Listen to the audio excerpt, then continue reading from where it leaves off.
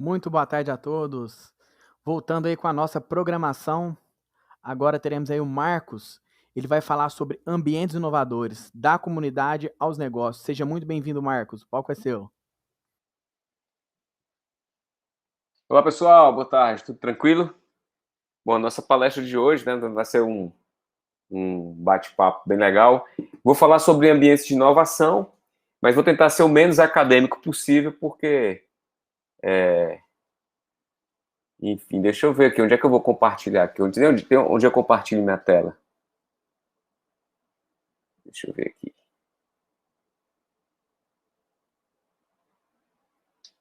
Esse tema é um tema muito debatido na academia, mas eu trouxe um formato bem mais simples para a gente. Agora achei, para a gente discutir.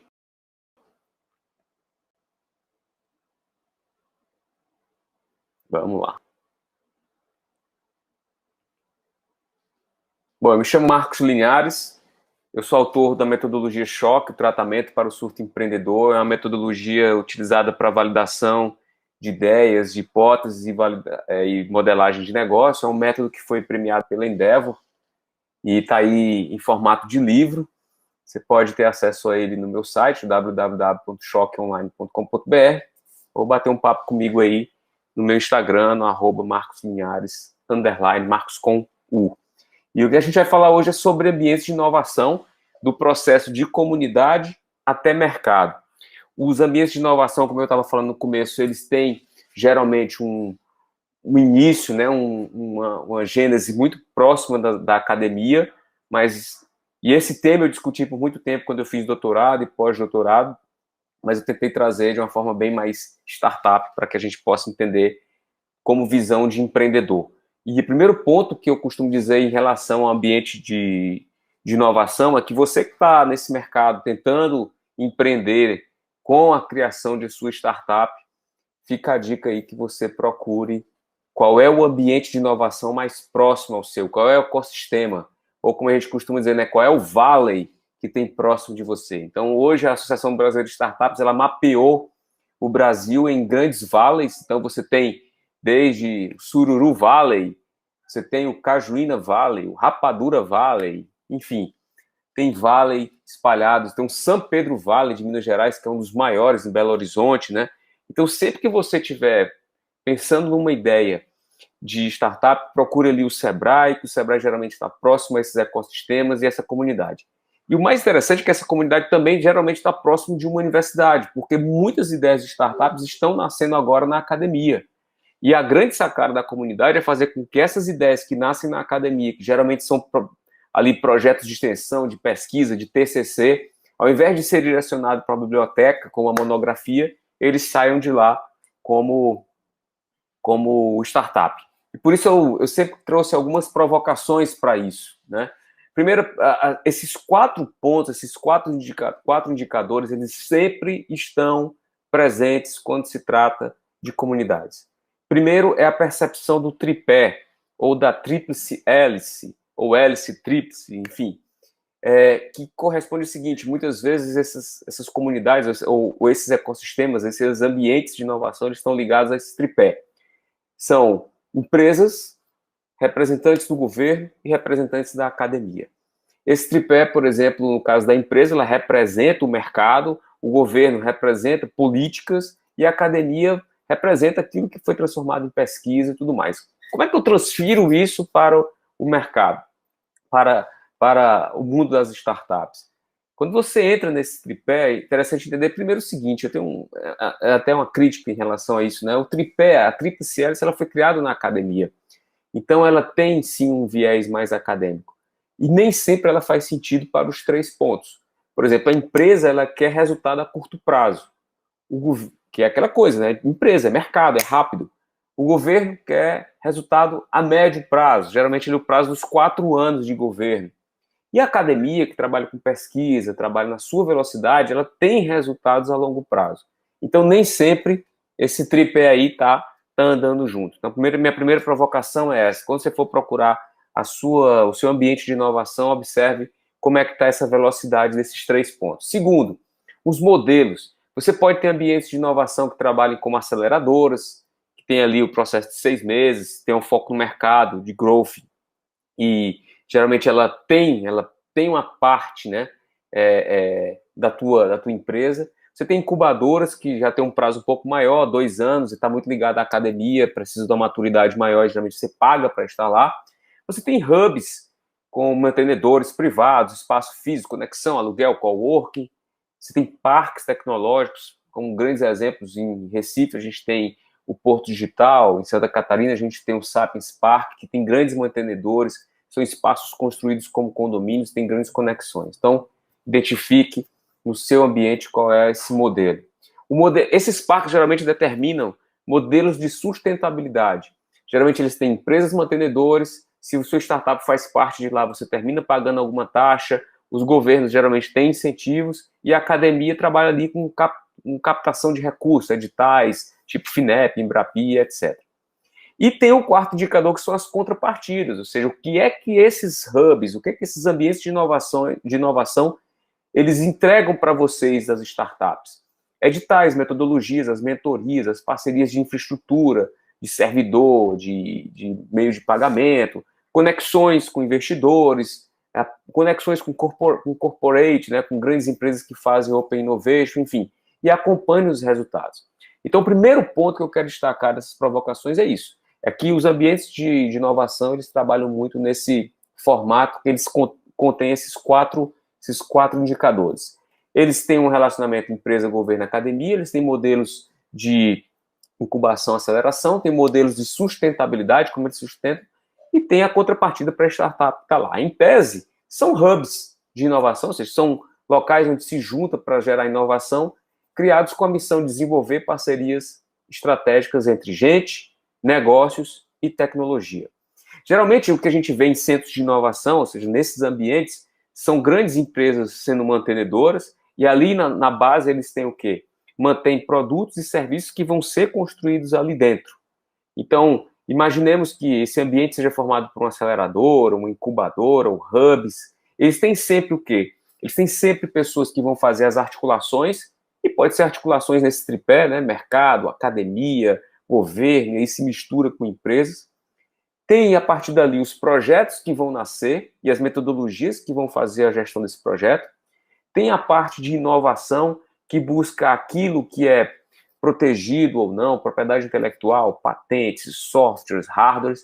Tem o setor de negócio, que é quem faz a tua ideia deixar de ser apenas um projeto e cair no mercado. E, logicamente, parceiros de tecnologia, desde infraestrutura até fábricas de software. Então, esse modelo é um modelo muito padrão nos ambientes de inovação. Então, você tem os indicadores desse processo e você tem o formato que eles geralmente trabalham. Esse formato, por exemplo, eles têm 3 bases. Ele tem o formato de acesso, ou seja, como você faz sua startup entrar lá. Geralmente, a análise da viabilidade da tua startup, o enquadramento do teu projeto. Os instrumentos de acesso, geralmente pode ser um edital, pode ser uma competição de ideias, uma competição de startups, e, logicamente, as fontes de financiamento que pode dar certo para você, o edital, investidores e tudo mais. Depois que você entra, você passa por um processo. E aí é a análise e exploração do teu projeto, da tua startup, é o processo de ideação que você vai ter que desenvolver lá dentro, vai prototipar, gerar o MVP, e vai ter ali a questão das metodologias de avaliação e monitoramento, para que no fim você tenha o sucesso, que são os produtos tecnológicos, no caso das startups, produtos científicos, no caso de propriedades intelectuais, que vão gerar patentes, gerar inovação, né, mais disruptiva. Você tem eventos e você tem as startups, os projetos. Eu juntei tudo isso que é da academia para mostrar para você que hoje o ambiente de inovação ele é necessário, ele tem um papel fundamental para que o cenário de inovação, de startups, spin-offs, open innovation, eles sejam de extrema importância para o empreendedor, para a empresa e para a política no sentido de governo, política no sentido de desenvolvimento do Brasil. A gente é um país que tem um empreendedorismo por necessidade. Em primeiro lugar, somos um dos países mais empreendedores quando se fala em empreender por necessidade, porém, estamos lá embaixo no ranking mundial quando se fala em empreendedorismo por inovação. Então, a gente precisa investir mais nesse tipo de relacionamento para poder gerar esse processo. Tirando agora esse processo acadêmico que eu falei para vocês, os indicadores de como esses ambientes de inovação nascem, os modelos que eles representam, como se relacionam com os mantenedores e como é o processo de acesso, gestão e sucesso de um projeto até sair como startup, eu fiz um compilado aqui de qual é o perfil que esses ambientes formam. E aí agora eu parto para o empreendedorismo mesmo. Né? Sai um pouco do ambiente e nós vamos agora para a comunidade e mercado.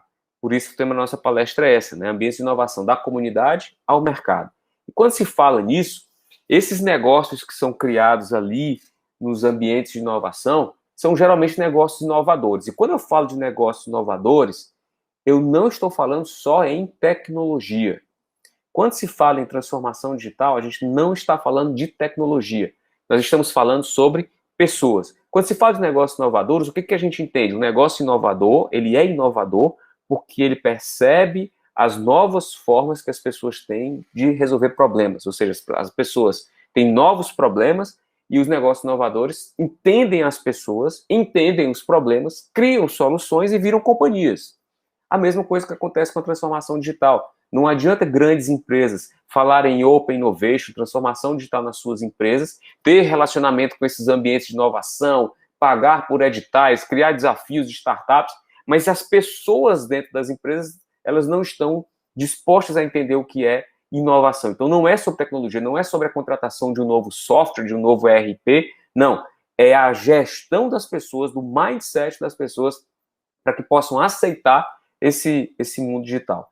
E quando a gente fala disso, é necessário entender que a diferença entre uma tecnologia promissora e uma revolução é o acesso. E quem dá esse acesso são as pessoas. Então, quando a gente fala de negócios inovadores, transformação digital, ambientes de inovação, startups, software, não é falar de tecnologia, é falar de acesso. Inclusive, o meu conceito para startup é que startup não é tecnologia, não é ideia, é um negócio como outro qualquer que está disposto a resolver o problema das pessoas ou das empresas formadas por pessoas. Então, quando se fala em ambientes de inovação, procure ambientes de inovação que estejam alinhados àquelas soluções que você está disposto a criar para resolver o problema das pessoas. Tecnologia não tem caráter, tecnologia por tecnologia não funciona, pode ser a mais promissora possível, só vai funcionar se tiver acesso. E quem dá acesso são as pessoas. A maior prova disso é o que a pandemia trouxe. A pandemia nos acelerou em 5 anos, ou seja, antecipou o futuro em 5 anos. Tudo isso que a gente está usando hoje, nós deveríamos estar usando isso daqui a 5 ou 10 anos. Porém, a pandemia nos fez se abrir. Nós nos abrimos para novas tecnologias. Os meus filhos tiveram que assistir a aula online, eu não vou mais a um banco, tudo agora é feito pelo aplicativo, consulta médica, videoconferência. Então, isso iria existir. A tecnologia já existia, mas as pessoas agora se abriram e deram acesso a isso. Esse processo faz com que eu costumo fazer essa pergunta dentro desses ambientes de inovação. Se a questão são as pessoas e não a tecnologia em si, eu deixo essa provocação para você. Primeiro ponto, o que você faz hoje? Quando eu falo que você faz hoje, não é o que você é, não é a tua profissão, é o que você faz. O que você faz hoje quando se trata de pagar contas? O que você faz hoje quando se fala de pedir comida? O que você faz hoje para se locomover? O que você faz hoje para ajudar as pessoas? O que você faz hoje para ganhar dinheiro? O que você faz hoje? Aí quando você pega o que você faz hoje, eu faço essa provocação. Em relação à inovação, tecnologias, tendências e cenários afins, o que pouquíssimas pessoas concordam com você. Quando você para pensar que poucas pessoas concordam com você em relação à visão de futuro, certamente você pode estar à frente dessas pessoas.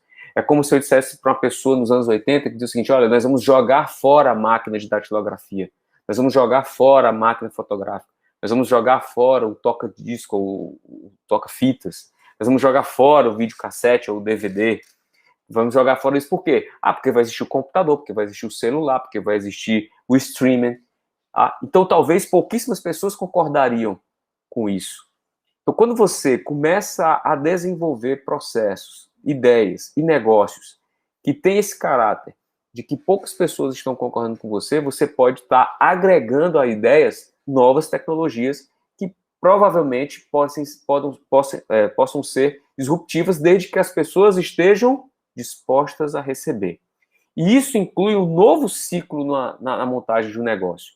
Porque antes, quando a gente montava um negócio, bastava a gente ter uma ideia, identificava se as pessoas tinham desejo por isso.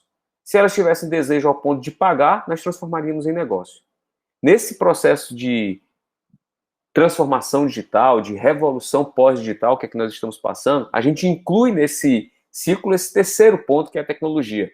Então agora eu tenho ideias, submeto as pessoas para saber se elas estão dispostas a ter acesso e pagam por isso. Se sim, isso vira um negócio. Agora, se eu quiser trazer experiências novas, eu incluo a tecnologia.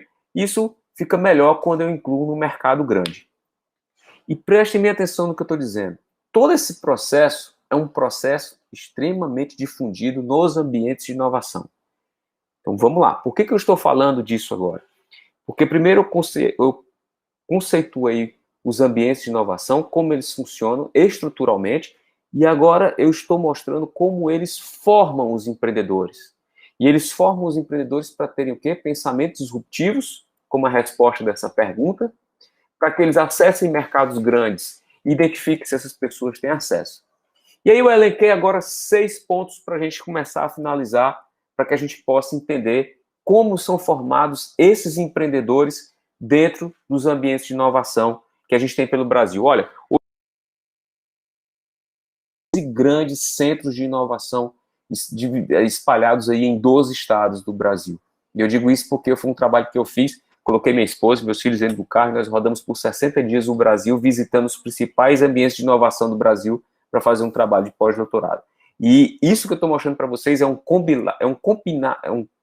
compilado, de uma tese de pós-doutorado. E agora eu vou mostrar para vocês como são formados os empreendedores dentro desse ambiente. Primeiro, eles são provocados para entender o seguinte: qual negócio inovador, disruptivo e valioso ninguém está desenvolvendo? Se você é um empreendedor e está assistindo essa palestra, anota essa pergunta. Anota essa pergunta e durma com ela. Qual é o negócio inovador, disruptivo e valioso que ninguém está desenvolvendo? Que você pode estar fazendo o próximo negócio inovador, disruptivo e valioso que ninguém está desenvolvendo. Essa é uma grande sacada. Então, esse é um grande movimento que é difundido dentro dos ambientes de inovação. Seja inovador. Fazer o mesmo, você muitas vezes nem consegue ser aprovado numa seleção de um hub, ou de uma aceleradora, ou de uma incubadora, porque seu negócio ele não é inovador o suficiente para estar lá. Tá? Então, primeiro ponto, vai partir daí para que você seja um insider. O que é ser um insider? É estar por dentro do mercado. Então, independente do mercado que você for atuar, estude o mercado, crie conhecimento sobre esse mercado, seja um insider, ao ponto de perceber a importância desse termo criado pelo Clayton Christensen no seu livro Computing Against Luck. As empresas pesquisam e conhecem sobre o perfil do usuário e cliente, mas não entendem os motivos que os levam a consumir um produto ou serviço. Identificar perfil é a coisa mais fácil do mundo. É alto, baixo, pobre, rico, homem, mulher, o que é que seja. Classe A, B, C. Perfil é simples. Mas só aqueles que estão por dentro do negócio entendem realmente qual é a proposta de valor que é entregue e, ao ser entregue, que motivos aquele público vai consumir. Por que ele vai consumir. Isso não é uma coisa muito fácil. Então, a pergunta para que você entenda isso, os motivos é: por que é assim que se faz? E se você tiver como resposta, é porque é assim que se faz, isso é um sinal que você tem um mercado que precisa de inovação. Como, por exemplo, a El Lambré perguntou: por que é assim que se pede táxi? Ligando para a cooperativa. E ele pega e cria 99 táxis, que era tão disruptivo na época. Hoje é uma coisa muito normal você pedir táxi pelo aplicativo, mas era uma coisa tão disruptiva na época que em das suas bancas de defesa, falaram isso para ele, né? Se fosse algo realmente bom, já tinha inventado os Estados Unidos. Mas a pergunta dele foi: por que é assim que se faz? Por que é assim que se pede táxi? E a resposta era: mas é porque é assim que se faz. Então isso muda o jogo. Por que eu tenho que pedir comida ligando e passando horas explicando o que eu quero por telefone? Por que é assim que se faz? Não, pode ser de uma forma diferente, pode ser uma forma do iFood. Por que é assim que tem que se ter uma conta bancária, com toda a burocracia? Por que eu preciso frequentar uma academia e estar presa a ela? Por que eu preciso utilizar para ligar ou para me comunicar as operadoras de celular? Por que eu preciso?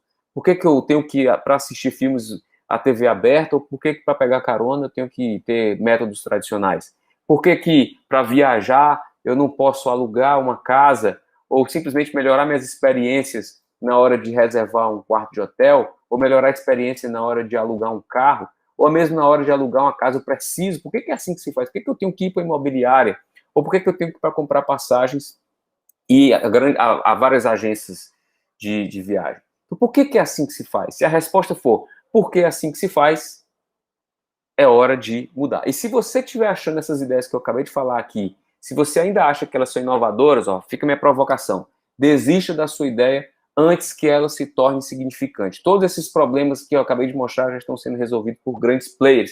Isso quer dizer que é hora de você ser um insider em outro mercado, procurando novos problemas para criar novas soluções. Segundo ponto, o que mais se tem nesses ambientes de inovação é um negócio chamado relacionamento. Muitas vezes você quer estar em determinado hub, em determinada incubadora, ou em determinada aceleradora, só porque você sabe que tem uma galera lá capaz de fazer você crescer, porque você vai se relacionar, criar networking para isso. E essa parte de relacionamento e presença ficou muito clara agora na pandemia, porque os hubs continuam funcionando, os ambientes de inovação continuam funcionando, dentro da relação de que se relacionar e ter presença são coisas relativas agora. O próprio Danny Bryan falava isso, né? Em seu livro, na Democratização da Presença, ele fala que a gente tinha presença corporal de estar junto antes do telefone. As pessoas tinham presença e relacionamento física. Com o telefone, a gente desacoplou o físico, a gente estava no mesmo tempo, mas não estava no mesmo espaço, porque a gente estava com o telefone. Com a chegada da internet, a nossa presença ela foi distribuída.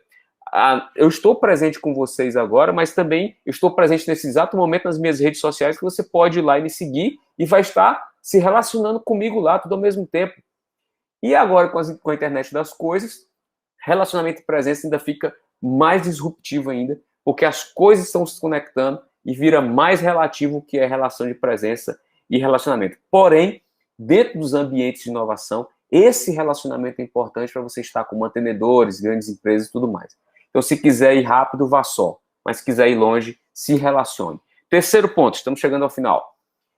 Terceiro ponto é experiência. Gere experiência.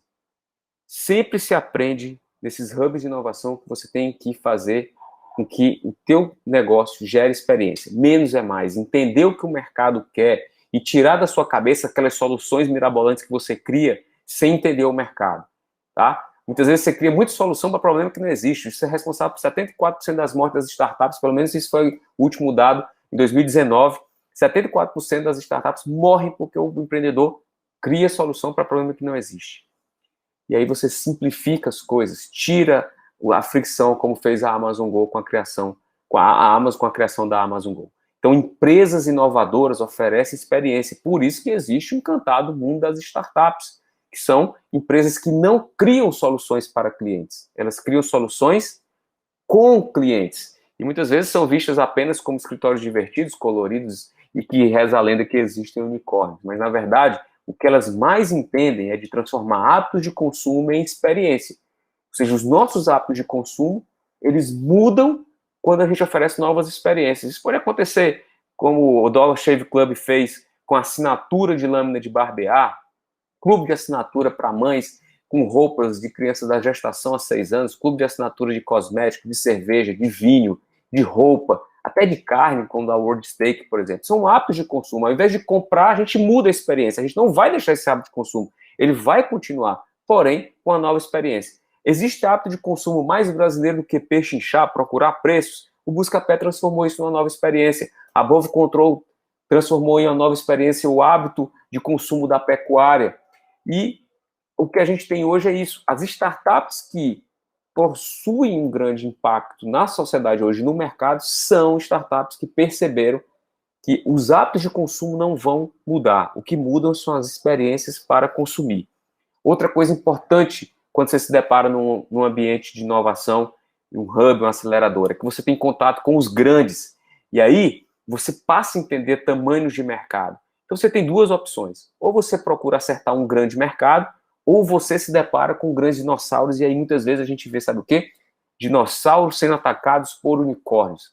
Os grandes, lentos e pesados dinossauros, grandes empresas tradicionais sem flexibilidade, sendo atacadas por pequenas empresas que nascem nesses ambientes de inovação, com outra mentalidade, com tudo isso que a gente está vendo. É um insider, tem relacionamento, gera experiência, e aí o mercado já tradicional começa a ter medo disso, e de duas uma, ou se alia ou termina perdendo espaço nesse mercado. Alguns exemplos para vocês. Aqui é o crescimento do Airbnb em relação às outras redes de hotel. Para você ter uma ideia, esses pontos cor-de-rosa eram Airbnbs em 2017 em Paris, 2018, 2019. Não tenho dados quando a pandemia começou em 2020.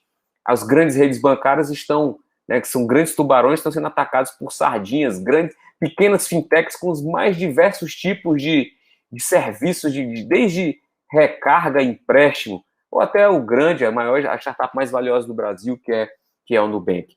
E hoje a gente tem aí 250 fintechs registradas no Banco Central. E temos o Nubank, que tem como seu grande museu uma peça só, que é a porta giratória, né, de um banco, que não existe mais, porque o Nubank tirou isso. A gente tem as grandes seguradoras que estão sendo quebradas aí, provocadas por uma grande startup que é a Use.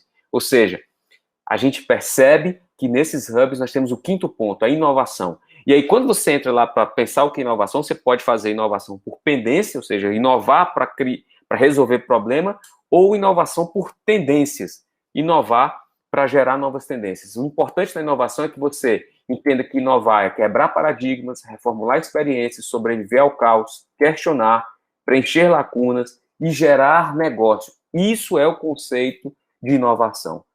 Por fim, o empreendedor às vezes precisa atirar para depois acertar. Então, fica a minha dica. Se esses 6 pontos que eu mostrei para vocês, seja um insider, se relacione, gere experiência, entenda de mercados de dinossauros, inove e arrisque dentro de um hub de inovação, dentro dos ambientes de inovação, seja ele dentro da academia, dentro de empresas com Open Innovation, transformação digital, dentro de aceleradoras, incubadoras, certamente você vai ficar muito mais forte com a ajuda do Sebrae, eventos como a Campus Party, você vai ficar mais forte para poder entender e ser disruptivo nesse mercado. Aqui estão os meus contatos, eu fico à disposição agora da organização para perguntas, discussão, e fique à vontade. Obrigado pelo espaço, pela oportunidade.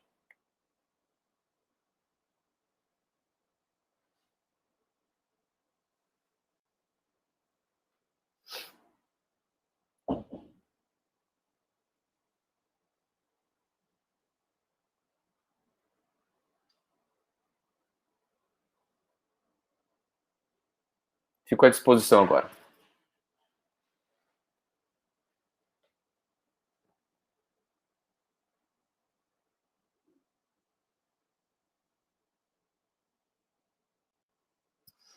Bom, caso não tenha mais pergunta, queria agradecer a oportunidade.